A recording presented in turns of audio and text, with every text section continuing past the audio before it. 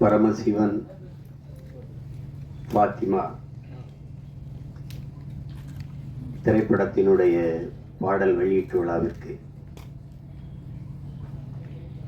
வருகை தந்திருக்கிற அச்சு ஊடக காட்சி ஊடக அன்பு உறவுகள் அனைவருக்கும்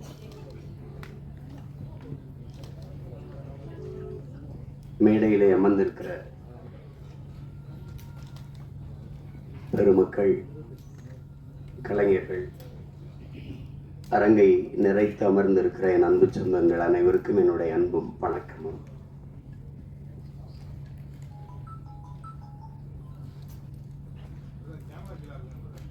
பாடல் வெளியீட்டு விழா என்றாலே இசையமைப்பாளர் தான் அதனுடைய நாயகன். ஒரு சிறு வயது மிக நேர்த்தியாக இசை, அந்த இசையை கேட்கும்போதே ஒரு உற்சாகம் பிறக்குது. நான் என்னுடைய தம்பி கார்வன் கூட சொல்லிட்டு இருந்தேன், ரொம்ப நல்லா இசையமைச்சிருக்கிறார். அது குறிப்பாக அந்த திருமண விழாவில் நடக்கிற வந்திருக்க அந்த பாட்டும் சரி, சிவனடியார்கள் ஆடுகிற அந்த பாடலும் சரி, மிக செறிவா அந்த பாட்டை தந்திருக்கிறார். அதுக்கப்புறம் கேட்டால் அவர் பின்னணி இசையுமே ரொம்ப திறம்பட செய்திருக்கிறதா சொன்னாங்க. அப்படி ஒரு இளம் வயதில் இவ்வளவு திறமை மிக்க ஒரு இசைக்கலைஞரை பார்ப்பது ரொம்ப வியப்பாகவும் பெருமையாகவும் இருக்கு. தம்பி தீவன் சக்கரவர்த்திக்கு என்னுடைய அன்பும் வாழ்த்துக்களும். பாடலுக்கு மெட்டுக்கு எழுதுவது என்பது ஒரு எவ்வளவு கடினமானது என்பது தெரியும். அதில் என்னுடைய தம்பி ஏகாதேசி ரொம்ப இளம் வயதிலிருந்து நான் அறிவேன், என்னையும் அவன் அறிவான். தமிழிசை இயக்கங்களில் தமிழ்நாடு முற்போக்கு எழுத்தாளர் சங்கங்கள் நடத்துகிற கலை இரவுகளில் தான் நான் என் தம்பி, என் தம்பியுடைய ஐக்கோ எல்லாரும் நாங்கள் இணைந்தோம். இணைத்தது ஒரு கொள்கை உறவு, அதை தாண்டி எங்களுக்கு இரத்த உறவு எல்லாம். நம்பி கார்வண்ணன் குறிப்பிட்டது மாதிரி ஏகாதேசி என்றாலே அந்த ஆத்தாவும் சேல அந்த ஆகாயத்தை போல பாடலை யாரும் மறக்க முடியாது. அது இந்த தமிழ்நாடு தாண்டி உலகம் முழுமைக்கும் போய் சேர்ந்த ஒரு உன்னதமான ஒரு காவிய படைப்பு தான் சொல்லணும். தாயினுடைய அன்பை அந்த சேலையை வச்சு அவன் சொல்லியிருக்கிற விதம் அவன் ஆகச்சிறந்த கவிஞன் என்பதை காட்டும். அதுக்கப்புறம் நிறைய திரைப்படத்தில் பாடல்கள் எழுதியிருக்கான். இந்த படத்தில் பாடல் எழுதியிருப்பது எனக்கு பெருமை, ரொம்ப மகிழ்ச்சி. அது என்னுடைய தம்பி கார்வன் படத்தில் வளர்ந்து வருகிற இளைய இசையமைப்பாளரோடு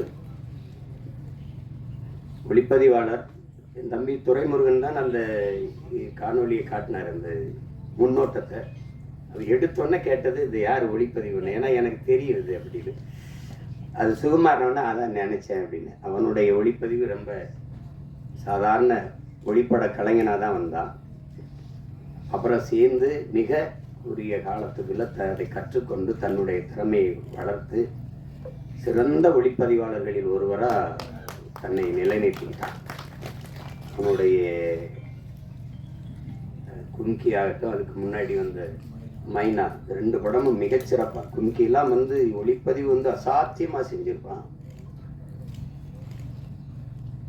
அது நிறைய ஆற்றலை வெளிப்படுத்தினா. அப்புறம் தம்பி சிவகார்த்திகன் நடித்த அந்த மான் கராத்தே அந்த படத்திலேயே அவன் ரொம்ப நல்லா இருக்கும் ஒளிப்பதிவு. இதிலேயே பார்த்துருப்பீங்க, அந்த அதிகாலை அந்த ஒளியை உள்வாங்கி அவன் பதிவு செஞ்ச விதம், அந்த சூரிய ஒளியை உள்வாங்கி பதிவு செஞ்ச விதமெல்லாம் அவ்வளவு அழகாக இருக்கும். அந்த காடுகளில் வயல்வெளிகளில் அவனுடைய கருவி பயணித்து போகிற இது அவ்வளவு தெளிவாக இருக்கும். அது பேசிய தொகுத்து வழங்கியவர்களோட சொன்னாங்க, அவர் சுருக்கமாக பேசிட்டாருன்னு. அவர் தான் மொத்தமாகவே தன்னுடைய ஒளிப்பதிவு கண்களால் பேசிட்டாங்க. என்னுடைய தம்பி என்பதில் எனக்கு ரொம்ப பெருமை. அவன் தம்பினா சும்மா தம்பி இல்லை, சொந்தமான தம்பி. அவனுடைய அண்ணனும் ஒளிப்பதிவாளர் தான். அவனும் நிழற்பட கலைஞனாக ஒளிப்பட கலைஞனாக திரைப்பி மிகப்பெரிய ஒளிப்பதிவாளராக பல படங்களை செஞ்சு என் தம்பி ஜீவனுடைய தம்பி தான் என் தம்பி சுகுமார் அவர்கள். இப்போ இதில் நடித்திருக்கிற கலைஞர்கள் என்னுடைய அண்ணன் மனோஜ்குமார் அவர்கள் மிகச்சிறந்த வெற்றி படங்களை, மண்ணுக்குள் வைரம்னால் அவரே ஒரு மண்ணுக்குள் வைரம் தான். முதல் படத்தில் அவ்வளோ ஒரு துணிவோடு ஒரு கதையை தொடுவதற்கு ரொம்ப துணிச்சல் வேணும். அதில் உங்களுக்கு தெரியும் எங்களுக்கு என்ன உறவு என்னன்ட்டு. ஆனால் அவர் எங்கள் அப்பாவிடமிருந்து வெளியில் வந்து மண்ணுக்குள் வைரம் படத்தை எடுத்து அந்த படத்தில் ரொம்ப சிறப்பாக இருக்கும். படம், உரையாடல், எல்லா கதாபாத்திரமெல்லாம். முதல் படத்திலே நடிகர் திலத்தை இயக்குறதுன்னா அது சும்மா சாதாரண இதில்லை என்ன. ஆமாம், எங்கள் அப்பா என்ன பாடுபடுவார் பசுமல்ல. முதல் மரியாதை எப்படின்னு தெரியாது, நான் தான் அதுக்கு எழுத்தாளர். என்ன சொன்னாலும் எங்கள் அப்பா வந்து உரையாடலை ஏற்றுக்க மாட்டார்ல. 2 பேருக்கு ரொம்ப நேரம் சண்டை நடக்கும். அங்கே நாற்காலியில் எங்கள் ஐயா என்னையே பார்த்துருப்பாரு. என் மேலே ரொம்ப அன்பு. என்னதான் ஐயா பிரச்சனை உனக்கு உங்கள் அப்பனுக்கும்? இல்லைங்க, நான் என்ன எழுதி கொடுத்தாலும் அதை வேணாம்னு கிழிச்சு போட்டேன், தூர போட்டேன். என்ன நீ என்ன நினைக்கிற, நான் என்ன பேசணும்னு நினைக்கிறேன், எனக்கு தான் சொல்லு, நான் தேட்டர் பேசிவிட்டேன். அவ சொல்லிடுவோம். காட்சி நடந்து இதுவரையில் இந்த இடத்துல எங்கள் ஐயா எங்கள் அப்பா என்ன பண்ணார், ஓகே அப்படின்ட்டு போயிடுவாங்களா. ஏழை சொன்னோன்னே எங்கள் ஐயா அந்த வேட்டி எடுத்து தொடச்சிட்டு இப்படி தேடுவோம். அப்புறம் நான் அந்த கூட்டத்தில் நிற்பேன், அப்படி பார்த்துட்டு ஓகே அப்படின்னு கேட்பார். ஏன்னா நான் நீ சொன்னது வந்துருச்சா அப்படின்னு. ஓகே அப்படின்னு ஒரு 2-3 தடவை இது நடந்துக்கிட்டு இருக்குது. எங்கள் அப்பா கவனிக்கல. ஒரு தடவை நம்ம ஓகே சொன்ன பிறகு வேற யார்ட்டோ ஓகே கேட்குறாரு, யாரு அப்படின்னா அப்படி திரும்பி பார்த்தா கூட்டத்தில் நான் உடனே துணி இங்கே என்ன நடக்குது அப்படின்னு நான் ஒரு பக்கம் ஓட, எங்கள் ஐயா ஒரு பக்கம் ஓடி தெரிஞ்சு. அப்புறம் அது மாதிரி அவர்கிட்ட அந்த பெரிய மேதையை வந்து முதல் படத்தில் இயக்குறது என்பது சாதாரண ஒரு பெரிய வாய்ப்பு. மண்ணுக்குள் வைரம்னா வைரம் தான். அதுக்கப்புறம் எங்கள் அண்ணன் எவ்வளோ வணிக படங்கள் எடுத்துட்டாங்க, பெரிய வெற்றி படங்கள் எல்லாம் கொடுத்துட்டாங்க. இப்படிப்பட்ட ஒரு படைப்பு அடிதல் நடிச்சிருக்காங்க. அப்புறம் எங்கள் அண்ணன் தேனம் எவ்வளோ பெரிய படங்களை தயாரித்தாங்க. அப்பவை செல்வியெல்லாம் எங்கள் அண்ணனுடைய தயாரிப்பு தான். இப்போ பார்த்தா எங்கள் அண்ணனை பார்க்குறதுன்னா நம்ம படங்களில் பார்த்துக்கிற வேண்டியது இருக்குது. இப்போ நடிக்க வந்துட்டாங்க. ஆனாலும் எங்கள் அண்ணனை வந்து அவர் குணத்திற்கும் அவர் படத்தில் நடிக்கிறது வில்லனாக நடிக்கிறாரு, சைக்க முடியல. எங்கள் அண்ணன்லாம் வில்லனா எதுக்கு நடிக்கணும் அப்படின்ட்டு. அவ்வளோ நல்ல மனிதன். தேனப்பன் வந்து ஒரு சிறந்த தயாரிப்பாளர், சிறந்த நடிகர்களோட மிகச்சிறந்த நிர்வாகி. அதனால தான் எங்கள் அண்ணன் கமலஹாசன்லாம் அவர் கூடவே வச்சுருந்தாப்புல. அப்படிப்பட்ட ஒரு திறமையான ஒரு மனிதர் எங்கள் அண்ணன் தேனப்பன் அவர்கள். அதுக்கப்புறம் எங்கள் ஐயா தொகுப்பாளர் சொன்னாங்க, உங்களுடைய தமிழ் ரொம்ப நல்லா இருக்குது அப்படின்னு. தமிழ் கடலின் மகன் வந்து தமிழ் பேசலைன்னா அப்புறம் என்ன இருக்குது சொல்லுங்கள். எங்கள் அப்பா, நான் அப்பான்னு தான் சொல்லுவேன். அழைச்சா ஐயா ஐயா ஐயா நல்லா இருங்க என்னங்கய்யா அப்படின்னு. ஒன்றும் இல்லை ஐயா, படிக்கணுமையா வாழ்க தமிழுடன். எல்லாரும் நம்ம வணக்கம் ஹலோ இப்படிதானே அழைப்பு எடுப்போம். நான் அழைச்சோன்னே நான் தானே தெரிஞ்சிடும், வாழ்க தமிழுடன் சொல்லுங்கய்யா அப்படி பேசுவோம். அவ்வளவு ஒரு அன்பு. தமிழ் கடல்னா தமிழ் கடல் தான். ஒன்று சொல்கிறேன், நானே எங்கள் ஐயா மேனும் நான் தம்பி படம் இயக்குறேன். நாங்கள் எல்லாம் ஒன்றா பணி செய்கிறோம். அதில் கவி பேரரசு முத்தமிழ் பேரறிஞர் ஐயா வைரமுத்துக்கிட்ட பாடல் வாங்க போகிறோம் 2 பேரும் இல்லையா ஐயா மேலே. அப்போ இங்கே இருக்குது ட்ரஸ்ட்புரத்தில். அங்கே போய் உட்காந்து பேசிக்கும்போது நான் அறிமுகப்படுத்துகிறேன் ஐயாவோட பையன்னு. உட்காருங்கன்னு பேசிட்டு ஐயா சொன்னது ஞாபகம் இருக்குது வைரமுத்து அவர்கள். தம்பி, கம்பன் கூட அவன் எழுதின காப்பியத்தில் கொஞ்சம் வரியை மறந்தாலும் மறந்துருப்பான், ஆனால் அப்பா மறந்துருக்க மாட்டார் அப்படின்னு இல்லையா. அவ்வளோ பெரிய அறிஞன் அவர். தமிழ் கடல்னா சும்மா இல்லை. அப்படி ஒரு பேரறிஞருடைய பெரிய தமிழ் பொக்கிஷத்தினுடைய மகன் எங்களுடைய ஐயா மகன். எனக்கு எப்போவும் எங்கள் ஐயா மகன், அவருக்கு எப்போவும் நான் அராஜகன் தான். அதுக்கப்புறம் சொல்லணும்னா எங்கள் அண்ணன் MS பாஸ்கர் சொல்லி சீர்த்துக்கு இருந்தான். இவன்லாம் ஏன்டா நடிக்க வந்தான்னு சில பேரை தோணும். எங்கள் அண்ணன் ஏன் இவ்வளோ நாள் நடிக்க வரலைன்னு தோணும். ஒரு பின்னணி கலைஞனாகவே இருந்து திரைமறைவிலே தன் குரலாலேயே பல பேருக்கு நடிப்புக்கு உயிர் ஊற்றிய ஒரு மாபெரும் கலைஞன். ஒரு காலம் அவரை கைவிடாமல் கொண்டாந்து நம்ம முன்னாடி நிறுத்திடுச்சு. எந்த கதாபாத்திரம்னாலும் ஆகச் சிறப்பாக செய்யக்கூடிய ஆற்றல் இன்னைக்கு தமிழ் திரையுலகில் எங்கள் அண்ணனுக்கு தான் இருக்கு. அது பல படங்களை சொல்லலாம். அது சிறிய கதாபாத்திரம் பெருசு அப்படிலாம் கிடையாது. அதுவும் ஒரு தவம்.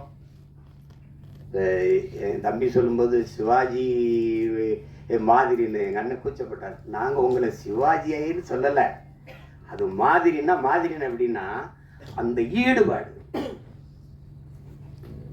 உதாரணமாக இப்போ எங்கள் ஐயாட்ட சொல்கிறேன். எங்கள் ஐயாவுக்கு பசுமன் படத்தில் நடிக்கும்போது அண்ணன் சிவகுமாரை உங்களுக்கு தெரியும், அது ஒரு பிசாசு. ராதிகா மேர தெரியும், அவங்க ஒரு பிசாசு. எல்லாருமே மிகச்சிறந்த கலைஞர்கள், அந்த திரையை வந்து உயிரா நேசிக்கிற ஒரு கலைஞர்கள். இது எங்கள் அப்பா கண்ணன் ஐயா ஒளிப்பதிவு எல்லாம். இப்போ இவங்க என்னன்னா எப்போ படப்பிடிப்புனாலும் அதிகாலையில் ஒரு 5 மணி, அதிகாலையில் ஒரு 4 மணி, அப்படி வச்சா இங்கேருந்து வண்டி போய் நாங்கள்லாம் நிற்கும்போது ஒரு நாற்காலியை போட்டு ஒரு ஆள் உட்காந்துருக்கோம். அது யாருன்னா எங்கள் ஐயா நடிகர் திலகம் அவர்கள் உட்கார்ந்துருப்பாங்க. தினம் கூச்சப்படுவாங்க, என்னடா நம்ம இவ்வளவு முன்னாடி வந்தோம், அதுக்கு முன்னாடி வந்து உட்காந்துருக்காருடா அப்படின்னு நினச்சி இவங்க எல்லாம் கூடி பேசுகிறாங்க. நாளைக்கு எப்படியாவது நம்ம சீக்கிரம் அவருக்கு முன்னாடி ஒரு 5 நிமிஷமா அதுக்கு முன்னாடி வந்துடணும்ட்டு. புரியுதா அவங்களுக்கு? எல்லாரும் பேசி வச்சு வரும்போது அதே மாதிரி முன்னாடி நாற்காலி போட்டு உட்காந்துருக்காப்புல. என்னடே அயோக்கிய பிள்ளைலாம், எனக்கு முன்னாடி நீங்கள் வந்துடுவீங்களா அப்படின்னு. அந்த இதில் இத்தனை படம் நடித்தோம், அந்த ஈடுபாடு, அந்த முனைப்பு, அந்த ஆர்வம், ஒரு துளியும் குறையாத ஒரு மகனை நம்ம பார்க்கவே முடியாது திரையுலகில். அது மாதிரி இப்போ எங்கள் அண்ணனுக்கு என்னென்னா எந்த கதாபாத்திரம் கொடுத்தாலும் அந்த அர்ப்பணிப்பு முழுக்க உள்வாங்கி அந்த கதாபாத்திரத்தின் தன்மையோடு இணைந்து வெளிப்படுத்துகிற ஆற்றல் இன்றைய தலைமுறையில் எங்கள் அண்ணன் எம்எஸ் பாஸ்கருக்கு இணையாக யாரும் இல்லை. அது சின்ன இப்போ நீங்கள் அண்மையில் இப்போ ஓடிக்கொண்டிருக்கிற டூரிஸ்ட் ஃபேமிலி அந்த படத்தை பார்த்தீங்கன்னா கூட அந்த அந்த பையனை தம்பி சசியை வந்து இவர் கொடுமைப்படுத்துறாருங்கும் போது நம்ம கோபமாக வரும். அவன் வந்து நிற்கும்போது அவன் நான் கேரளா மலையாளின்னு சொன்னது இல்லை, நான் இலங்கையிலேருந்து வந்திருக்கேன், இல்லை தமிழன்னொன்னே சாவியை தூக்கி போட்டு கண்டிடு சேவ் பண்ண போகணும் அப்படிவாருல. அது வந்து இங்கிலீஷ் நடி, என்ன இங்கிலீஷ் நடிகை எங்கள் அண்ணன் கருப்பாக போயிட்டானே ஒழிய அவன் இங்கிலீஷ் நடி. மிகப்பெரிய கலைஞன். அவனுக்கு ஒரு வாரம் வந்துருப்பாருங்க, தாத்தா காமராஜுக்கு குரல் பதிவு கொடுத்த கலைஞன். அது எவ்வளோ பெரிய இது, எப்படி சிலர் இதெல்லாம் இன்னும் எனக்கு நான் ஒரு தாய் வந்து குழந்தையோட வந்து யா என் புருஷன் இப்படி போலீஸ் பிடிச்சிட்டு போயிடுச்சா, ஏன் பிடிச்சிட்டு போனாங்க, சும்மா பிடிச்சிட்டு போயிருக்க மாட்டாங்களே, இல்லை சாராயம் தானே பாத்தியா, சாராயம் தானே ஐயா என் குடும்பம் கிடமா அதுனா சேச்சே பாப்பா பாப்பா. அதெல்லாம் கொலைகார போய் கொலை பண்ணால் அவனை மன்னிக்கலாம், ஒரு குடும்பம் தான் போகும். சாராயம் வச்சாட்டா ஊரே நாசமாக போயிடும், பாப்பா அவனே மன்னிக்க முடியாது அப்படிம்பாரு. அதெல்லாம் அது அந்த அவர் என்ன உடல் மொழியில் நடித்தாரோ அதே அளவுக்கு தன்னுடைய குரல் வளர்த்தால் குரல் நடிப்பில் போய் பொருத்தி பேசுறதுங்கிறது குரல் கலைஞர்கள்ங்கிறது சாதாரணம் கிடையாது. அப்படி எண்ணற்ற படங்களுக்கு உயிர் கொடுத்த மகன் இன்னைக்கு திரையில் நம்ம பார்க்குறோம். நானே எங்கள் ஐயா மேகம் பேசிக்கிட்டு இருந்தாலும் ஒரு 15-20 வருஷத்துக்கு முன்னாடி வந்திருக்க கூடாதா அப்படின்னு. அது அவ்வளோ பெரிய அற்புதமான ஒரு கலைஞன் எம்எஸ் பாஸ்கரன் தான். அவர் இந்த படத்தில் நடிச்சிருக்கிறார். அது என் தம்பியோட இயக்கத்தில். இப்போ என்கிட்ட கேட்குற நீ ஏன்டா எனக்கு வாய்ப்பே கொடுக்கல, நான் படம் எடுக்கிற நிலைமையிலையாண்டா இருக்கிறேன் அப்படின்ட்டு. அதுக்கப்புறம் என்னுடைய தம்பி விமல், நாங்கள் அவனை கதாநாயகனாக பார்க்குறது இல்லை, எங்கள் குடும்பத்தில் ஒரு இளைய தம்பி அவன். எங்களுக்கு எல்லாருக்கும் அப்படி தான், அவன் மேலே நாங்கள் எல்லாரும் பேரம்பு வச்சுருக்கோம். எங்கள் குடும்பங்கள் இருக்கிற எல்லா நிகழ்வுலையும் அவன் இருப்பான். அப்படி செல்ல தம்பி அவர். அவனுடைய வெற்றி, அவனுடைய வளர்ச்சியில் எங்களுக்கெல்லாம் பெரும் ஆர்வமும் பெரும் மகிழ்ச்சியும் இருக்குது. இன்னும் அவனுக்கு களவாணி மாதிரி படம் வரணும், இருந்தாலும் அவனுக்கு வாகை சுடவா மாதிரி படம் நிறையா வரணுங்கிறதா என்னுடைய இது. அந்த படத்தில் என் தம்பி சற்குணமும் இன்னும் அவனுக்கும் அந்த மாதிரி ஒரு படம் வரணும். என் தம்பி விமலுக்கும் அவ்வளவு சிறந்த ஒரு படம். அது பல விருதுகளை எல்லாம் வென்றது. ஒரு வாழ்வியலை அந்த வறண்ட நிலப்பகுதியில் வாழ்கிற செங்கல் காலவாயில் இருக்கிற அந்த மக்கள், அந்த பிள்ளைகளின் கல்வி, எவ்வளோ சிறந்த படைப்பில் நடித்து அந்த தம்பி இதில் கதாநாயகன் நடிச்சிருக்கிறார். சாயா அவங்க எங்கள் அண்ணன் பொண்ணு, அவங்க மறந்துருப்பாங்க. ஒரு தடவை எங்கள் அண்ணன் மகள் நடிச்சுக்கிட்டு இருக்காவா அறிமுகப்படுத்தினார் யார் கண்ணன். நாங்கள்லாம் ஒரே குடும்பம், அதில் நம்ம வீட்டு பொண்ணு நம்ம படத்தில் நடிச்சிருக்கிறது பெருமை. அடுத்து சாஸ்திரிதா அவங்க கேட்டே, அவங்க பேர் கனிமொழின்னாங்க. அவங்க இப்போ சேஸ்வாதான் ஏதோ பேரை மாற்றி வச்சுருக்காங்க. தமிழ் எப்படி அழியுதுன்னு கேட்டிங்கன்னா இப்படி தான் கனிமொழின்னு ஒரு பேரை மாற்றி வைக்கிறது அப்படின்னா என்ன பண்ணுறது? ரெயின்போன்லேயே தமிழில் எழுதுங்கன்னு சொல்ல நிலைமையில. அதனால் நம்ம மொழியில் பேர் வச்சுக்கிறது கூச்சப்பட வேண்டியது இல்லை. நீங்கள் நல்ல பேர், அதெல்லாம் உங்கள் பேர் கனிமொழி அவர்கள். அடுத்து என்னுடைய தம்பி சுரேஷ், என் மண்ணுக்காரன், என் மேலே பெரிய பாசம் கொண்டவன். என்ன மனசில் பட்டதை கூச்சமெல்லாம் பேசுவான். அது மற்றவங்களுக்கு வெறுப்பாக இருக்குது. இப்போ என்னையெல்லாம் பார்த்தா சில பேருக்கு அருவறுப்பாக இருக்குது, வெறுப்பாக இருக்குது. என்னத்தையோ பேச்சு கிடக்கிறாப்புல இருந்தால் அப்படின்னு. அது மாதிரி தான் அது அவனுடைய இயல்பு. அவனுக்குள்ள நல்ல ஒரு மனிதன் இருக்கான், நல்ல மனிதாபிமானம் இருக்கு. உட்காரு. சிவன் கைகட்டி நின்னா சரியா இல்ல. என் பாட்டேன் ஆதி பெரும்பாட்டன் கைகட்டுறது சரியா இருக்குது. அதுக்கப்புறம் விஆர் அவரு, விமல் அவர், நீங்க நல்லா வரணும், நல்ல உடலை நல்லா பேண்டுறீங்க, உங்களுக்கு பாராட்டு. நீங்க அதை தொடர்ச்சியா செய்யுங்க. இன்றில் என்றாவது சரியான வாய்ப்பு வந்துடும்.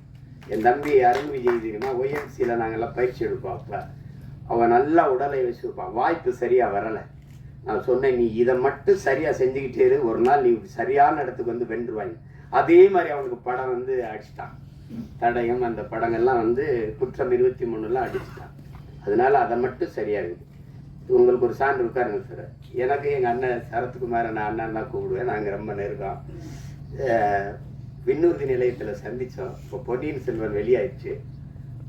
வணக்கம் இந்த வயசில் ஐஸ்வர்யா ராய் ஜோடி கேட்குது அப்படின்னு உனக்கு பொறாமேடா. அவர் சார் டே உடலை நல்லா வச்சுக்கிட்டான், எந்த வயசுலையும் சாதிக்கலாம்டாங்க. அதை தான் எல்லாருக்கும் சொல்கிறாங்க. நம்பிக்கையோடு இருங்க, சாதிக்கலாம். எல்லாருக்கும் வணக்கம். நான் தான் மனஸ்வி. ஃப்ளாஷ் சித்தர் டிவிக்கு லைக் பண்ணுங்கள், ஷேர் பண்ணுங்கள், சப்ஸ்கிரைப் பண்ணுங்கள், கமெண்ட் பண்ணுங்கள். மறக்காமல் அந்த பெல் ஐக்கானையும் கிளிக் பண்ணிடுங்க. அப்போ தான் உங்களுக்கு நோட்டிஃபிகேஷன்ஸ்லாம் வரும். Thank you all. Bye bye.